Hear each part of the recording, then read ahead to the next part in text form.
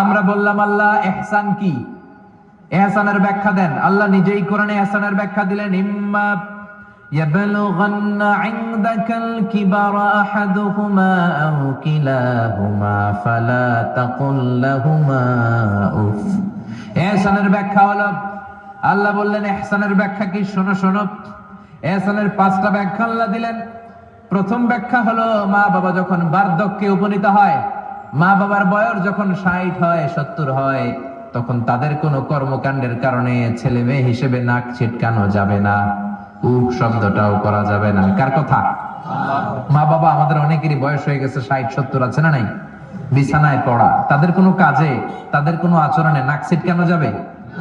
জোরে বলেন। আল্লাহ বলে খবরদার, নাক ছিটকানো তো দূরের কথা, উফ আহ কি যন্ত্রণা, এই কথাটাও বলা যাবে না, ঠিক কি না? এর কারণ আমরা যখন ছোট ছিলাম আমরা কম জ্বালাতন করি নাই।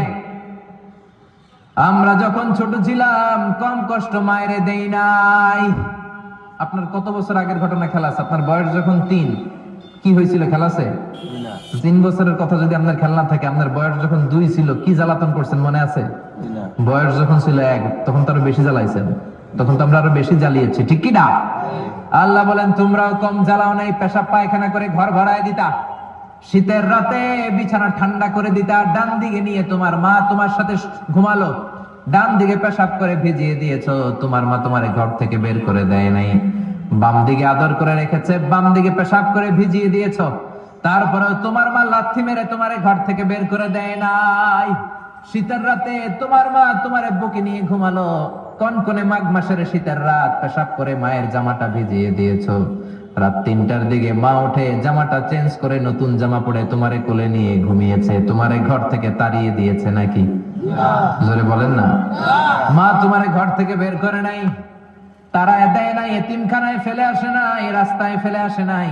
যেই মা বাবা তোমাদেরকে এত যত্ন করলো, এত আদর করলো, তাদের বার্ধক্যে কোনো কাজের কারণে নাক ছিটকাবা না, তাদেরকে তোমরা বৃদ্ধাশ্রমে দিয়ে আসবা না। কার কথা? বৃদ্ধাশ্রম বাংলাদেশে আছে না নাই?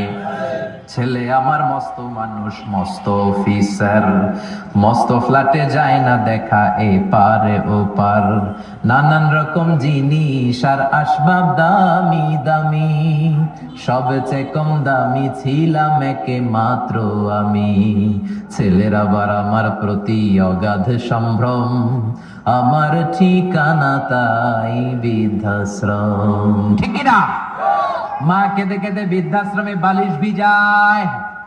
ছোটবেলা ওই মারে কত যন্ত্রণা দিলা, কষ্ট দিলা, আজকে মনে নাই?